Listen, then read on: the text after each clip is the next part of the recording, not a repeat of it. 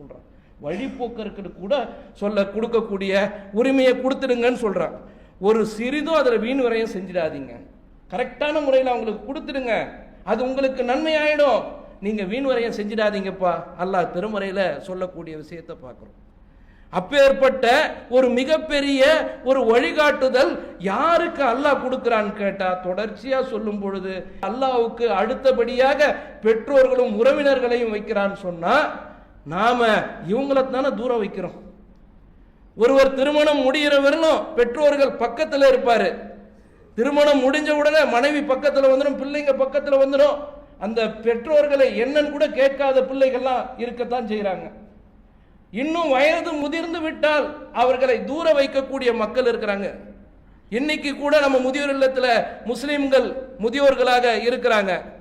ஒரு சிலர் ஆச்சரியப்பட்டு கேட்கிறார், இஸ்லாம் அல்லாத மக்கள் முஸ்லிம்கள்ல கூடவா முதியோர் இல்லம் இருக்குது அப்படின்னு கேட்கிறாங்க.